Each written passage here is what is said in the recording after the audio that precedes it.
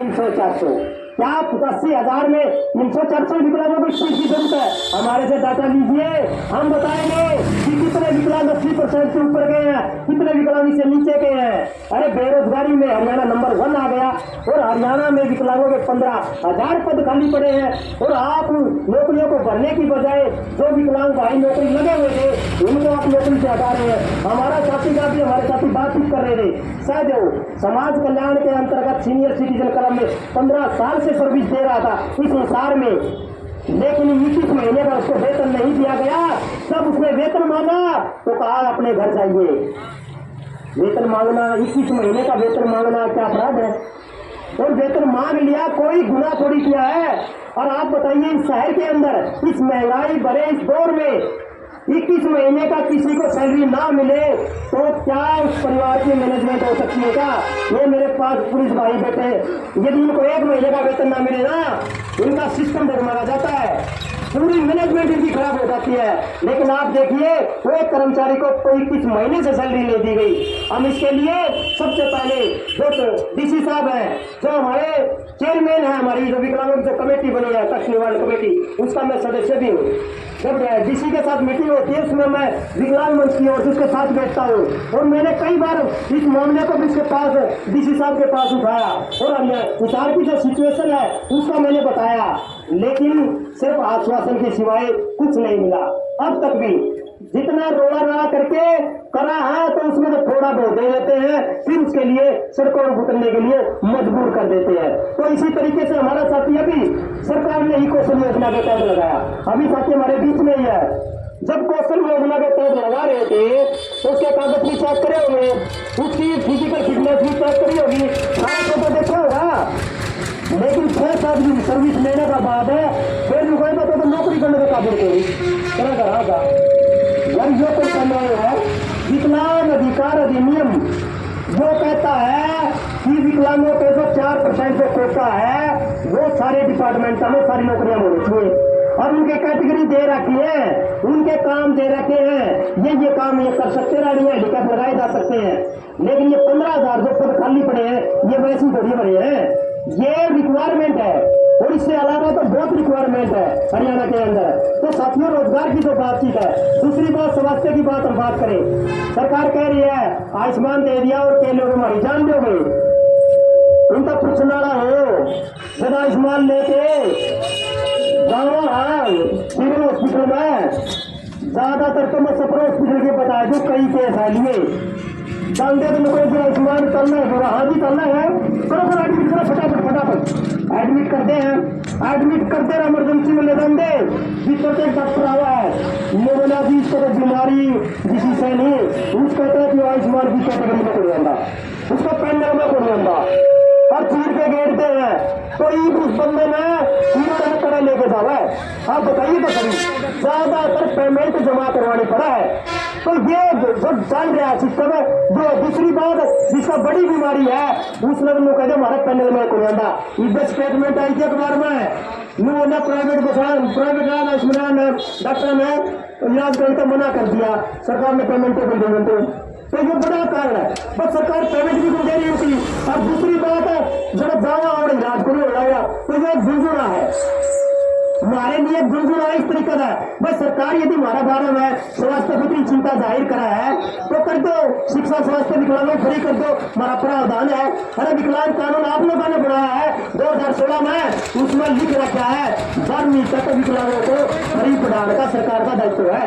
क्या किसे private school में बीजेपी का कार्यकर्ता बता सका है किसे विकलांग को फ्री शिक्षा मिलने लग रही है? क्या किसी स्कूल में कह सका है फ्री शिक्षा देने लग रहे हैं? सरकार ने एक काम तो जरूर कर दिया, तो चिराग योजना जो लेके आए नहीं मुझे जो प्राइवेट में पढ़ाओगा नहीं उसमें तो 1000 फीस देंगे और जो सरकारी में पढ़ाओगा अपने बालक में उसमें फीस देनी पड़ेगी। सांस्कृतिक मॉडल स्कूल के नाम से सरकार का मतलब है इसका सीधा साधा है, सरकारी स्कूल से बच्चे प्राइवेट की तरफ लेके जाए। जब सारे बच्चे प्राइवेट स्कूल में चले जाएंगे तो भाई चिराग का ताला लग जाएगा और फिर उनके सरकारी स्कूल में बंद होकर रहेंगे तो फिर क्या होगा? ये प्राइवेट अस्पताल की बारे न्यारे करने की तैयारी है। इसी तरीके से चाहे रोडवेज का हो चाहे सिविल हॉस्पिटल जो आयुष्मान कार्ड नियत तोड़िए है, डॉक्टर कमल गुप्ता जो बनाया है वो तो नियत तोड़िए बनाया है, प्राइवेट अस्पताल चला हुआ है, जानकार है कि मलाई करना पड़ी है। और इसकी जिस तरीके से इसको भरना कर बैठे डॉक्टर के अंदर इंसानियत हो, जिसका दरवाजा बैठ जा मतदान की गई पुलिस भैया का दरवाजा बैठ जा नहीं आगरा दिन के गुरु से कैसे बैठे पक्की बात है। और लेकिन उस कमल गुप्ता के पास 1 महीने से ऊपर हो गया, उस बंदे ने बात करने बातें जरूर समझी, ये समझता मंत्री बना उस दिन थोड़ा आया जरूर है, मैंने बात करने खातर है। और वो भी जब आया जब नारे लगने लग रहे थे, वो भी सोचा भाई स्वास्थ्य मंत्री बढ़ गया और तेरी कोई किरकिरी होगी, फिर तो उठते थे नारे लगाओगे तो तेरे खिलाफ है, तो बात करने खातर आया। उसका लज्जा मेरा क्या है, उसका लज्जा ये था भाई नौकरी तो है कोई 21 महीना का वेतन लेना तो बताओ। हम बोले जी कम तो 21 महीना वेतन तो दे, फिर देखावे धरना के करना के नहीं 21 महीना वेतन पाई दिया। उन बातों में भी 15 दिन हो गए आज तक वेतन को मिला है। तो एक मंत्री आप देखिए स्वास्थ्य मंत्री और उसकी बयानबाजी होती है, वो प्रशासन को कितना महत्व होता है, वो खुद उसके ऊपर कितना अटल है। तो झूठ बोलने का जो तरीका है, झूठा आश्वासन नहीं चलेगा लंबे समय तक। और ईब तो हम तो भाई परेशान होने ये 2 साल कट के आज इस पोजीशन पर आ गए कि हम तो भाई कोरोना में भी देख लिया, हमने देखा कि मारे घर आए तो राशन पहुंचाने की बात कह दी, घर आए पेंशन देने की बात कह दी, सिलेंडर देने की बात कह दी, बल्कि कर दिया उल्टा। हमारे विकलांग ने कोरोना कहता है सिलेंडर को मिले ऑक्सीजन के, कई विकलांग वैली और बीच का और उनकी आज तक भी कोरोना के पैसे को मिले परिवार में आर्थिक सहायता के। तो ये हालात है। तो रेड क्रॉस के अंदर जो विकलांगों को मिलना चाहिए उसके लिए दर दर की ठोकर खाने लग रहे हैं, वो सामान तक नहीं दिया जा रहा है। अरे पहली जरूरत तो ये सामान देना पड़ा, जो सामान देंगे रोज हो तो कारण से कोटा में तो 4% जो विकलांगों का कोटा है उसमें देंगे बड़ी कर लिया होगा। विकलांगों का 4% कोटा है, वो कोटा दिया की गली कर लिए थे जरा सा आता है थोड़ा बहुत है वो भी कुंदे लगे भाई। मैं तो जो कहने लग रहा हूँ दूध की रुखाड़ी बिल्ली बैठा रखी है, सीधी सी बात है, दूध की रुखाड़ी बिल्ली बना रखी है और बिल्ली तो दूध पिएगी।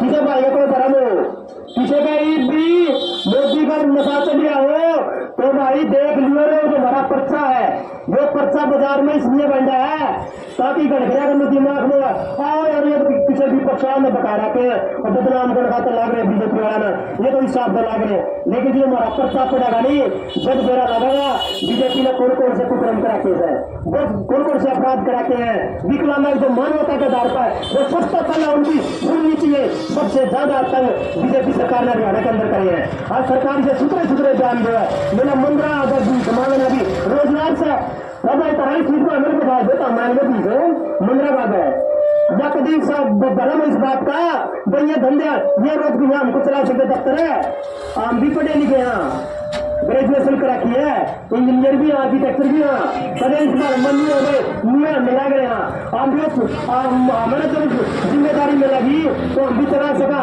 ये कार्यालय भी चला सका और यह सरकार भी चला सका।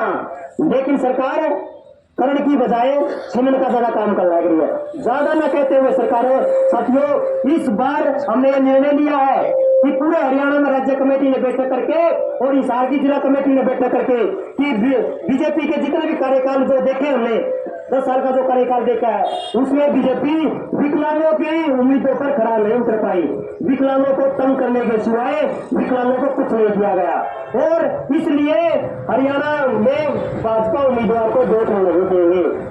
जो भाजपा उम्मीदवार को हराएगा विकलांगों का वोट वहीं जाएगा, ये हमने निर्णय लिया है। और इसके लिए हम आज हमें हिसार का प्रदर्शन किया है, इतनी दूर से बाजार के अंदर में 2-3 हजार जो पर्चे बांटे हैं, अब यही पर्चे ब्लॉकों में बांटे जाएंगे, यही पर्चे गांव के अंदर बांटे जाएंगे। हमारे हर गांव के अंदर हमारे कार्यकर्ता काम करते हैं, हर ब्लॉकों के अंदर हमारी कमेटियां बनी हुई है। हम देखते हैं कि बीजेपी के उम्मीदवार में कितनी ताकत है हिसार के अंदर जीतने की।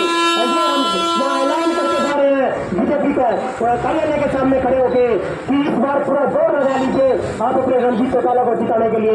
हम भी पूरा एक भी तक दौड़ लगाएंगे। 80,000 जो हरियाणा के हिसाब के जो विकलांग है भाजपा को वोट नहीं करेंगे। इसके लिए चाहिए हमें गांव गांव जाके अपने भाइयों को किसी भी तरीके से हमें समझाना अपने साथियों। विकलांग एकता जिंदाबाद, रोजी रोटी दे न सके दो, रोजी रोटी दे न सके दो, जो सरकार निकम्मी है, जो सरकार निकम्मी है, भाजपा उम्मीदवार को जो हराएगा, भाजपा उम्मीदवार को जो हराएगा, भाजपा उम्मीदवार को जो हराएगा। भीख नहीं रोजगार चाहिए, भीख नहीं रोजगार चाहिए। महंगी शिक्षा महंगा स्वास्थ्य नहीं चलेगा, महंगी शिक्षा